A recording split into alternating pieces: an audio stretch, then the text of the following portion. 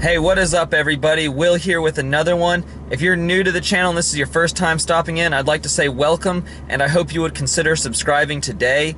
This is a great place for BMW DIYs, general ownership information, modifications, especially as it pertains to the N52 platform. Although some of this stuff, especially the maintenance and things like that, can be applied across other platforms such as the N54 and N55.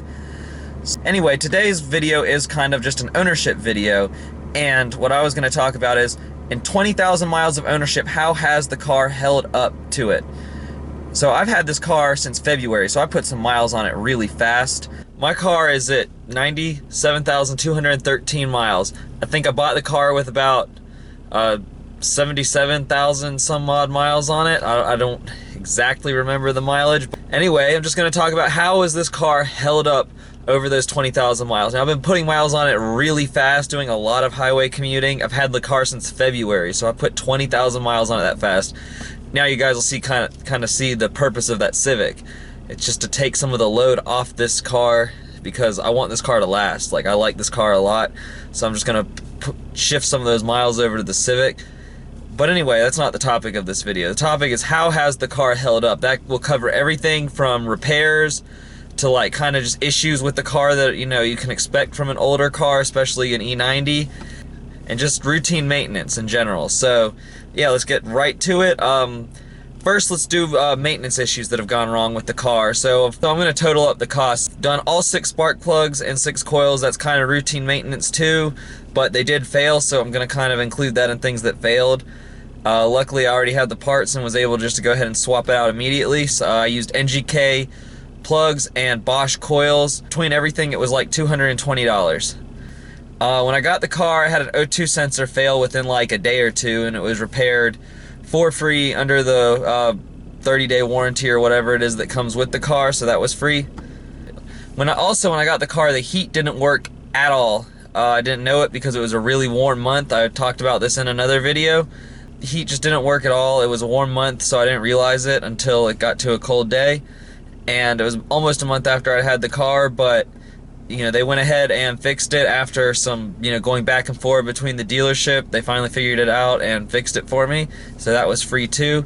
BMW actually quoted that repair at like over $2,000. They wanted to replace the heater core, I think, and they said that the dash had to come off and a bunch of other stuff. And I looked into DIYs online and there really weren't any available. It seemed like a pretty complicated job though, so I'm glad that the Honda dealership that I bought the car from actually figured it out and fixed it, and they said they did it for like a cost of $60 or something, but I didn't pay any of that because it was still under the warranty.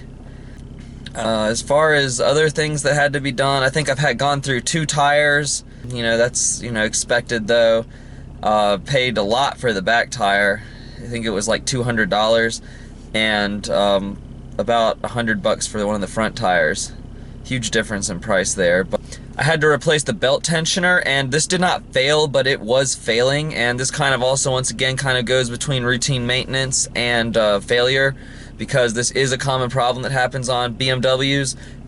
Pretty much all of these inline 6s from the E90 generation, the N55, N54, I don't know about the N53 models in Europe. I assume the N51 models in California as well have this issue. And what happens with that is that the aluminum bolt that holds the tensioner in begins to give and start to lean forward, and as well as the spring on it just loses some of its tension over time, and this can all lead to the belt coming off of the tensioner and then being wrapped around the crankcase and sucked in and leading to major repairs. But that all in all was done, I think, also for around a cost of $200. Other than that, I don't think I've had anything really break on this car. It's been really reliable. Nothing has like outright broken where I couldn't drive the car, or it was dangerous to drive or something to that effect. It's all been really good.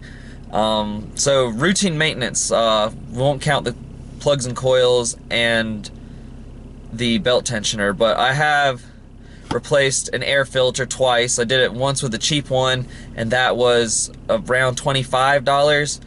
And then when I upgraded my intake, I obviously had to get a new filter, and this time I bought a high quality filter which ran me about $85. It was an AFE filter, and I'll have a link to that. I bought it from Turner Motorsports, so I'll leave a link to that down there. Actually, all the products I've used on this car I will leave links to in the description. Other than that, there really hasn't been a whole lot of maintenance. I've done like things like I changed the differential fluid for about a cost of $30 in fluid. I've done a few oil changes. That's all been done at the dealership. So, and because it was included with the cost of the car, or we bought a package with the car. I need to do a brakes flush. I haven't done it yet, but it's in the scheduled maintenance, and it's done that. I've replaced the cabin filter. That was about $25, and I bought that from Amazon. I used a Man brand filter, and it was, you know, easy fit, one of the easiest DIYs. Probably something that many people forget to do and should just be done at least every other year, probably every year, depending on how much you drive. And if you live in a rural or urban area, obviously you live in an urban area, it's going to collect more contaminants and you'll want to replace it sooner. And obviously if you drive more, you'll want to do pretty much everything sooner. Also, recently I had to change the battery in this car. It's a pain. It was about it was $195 for the battery, a $25 core charge. So it wound up being $220 roughly, give or take a little bit for the battery. So there's that one. That was a obnoxious repair. And then you have to code the battery, which is like, you can do it through the Carly for BMW app, which I have a video on. Actually, I have multiple videos where I've referenced it or used it and kind of explained how to use it. So they have a feature on it where you can code your battery, and it's a one-time $15 like unlock thing. So you do it, pay it one time, and you can just code batteries forever basically with that for your car. So it's a really good way to do it. So don't pay the dealership to code your battery or anything like that. I don't know what they want, but I bet you it's more than $15, and I bet you'll have to pay it every time you do it. So that is something I would not recommend doing. So as far as routine maintenance goes, that's pretty much it. No more than that. Like I said, very reliable. Hasn't had any major, you know, service things come up at all.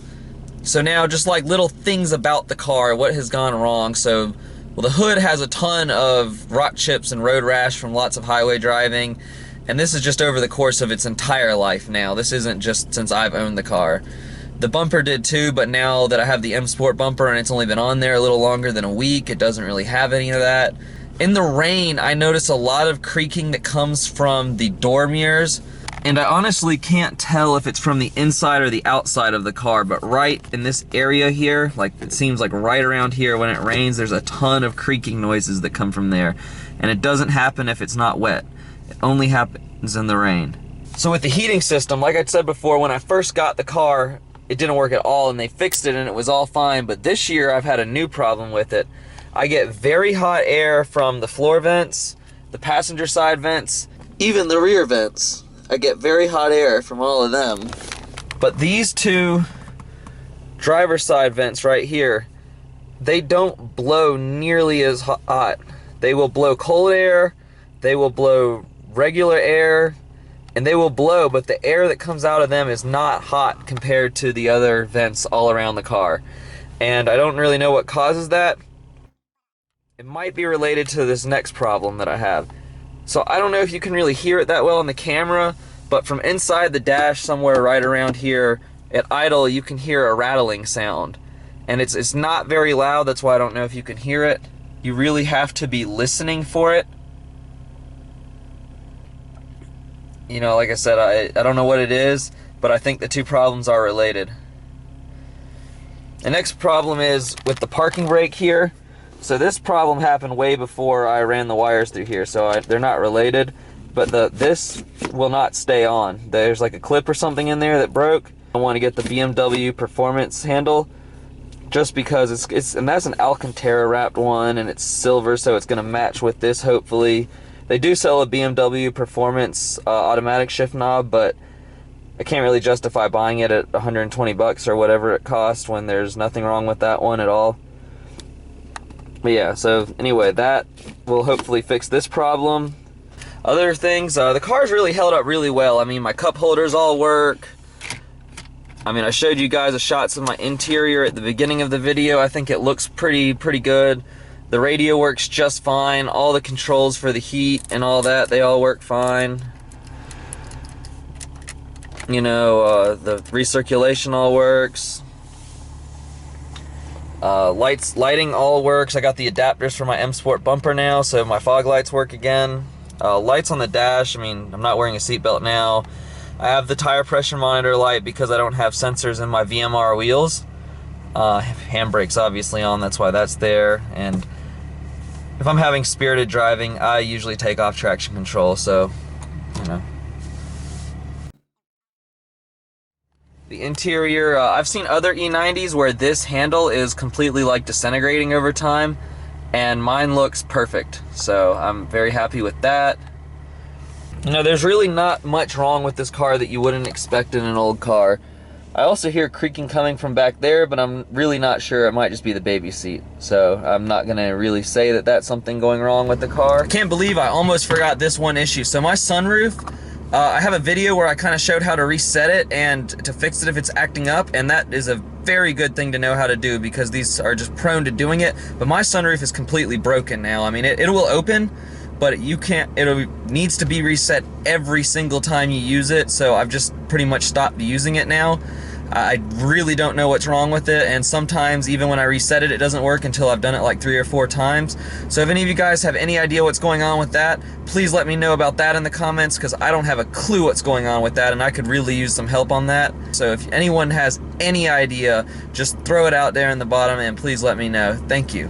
I just wanted you guys to know, like, if you're thinking about buying one of these E90s or you already own one, you know, you can kind of expect things like this probably. I don't think that these are really unique issues to my car.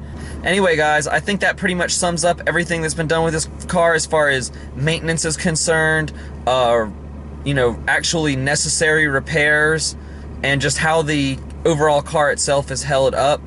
Let me know what issues you've had with your E90. How has it held up over all these years? In the comments below. Like to hear it down there, you know, get an idea of what I can expect in the future. And I hope you guys found this video informative and entertaining maybe. Please give me a thumbs up. And if you haven't subscribed, I hope you would consider doing so. I'm really trying to get to 1,000 subscribers by the end of this year. I know that's, you know, a pretty high milestone to set with only a month and a half left, but I think we can do it. So smash that like button, and I will see you in the next one. Thank you guys so much for watching.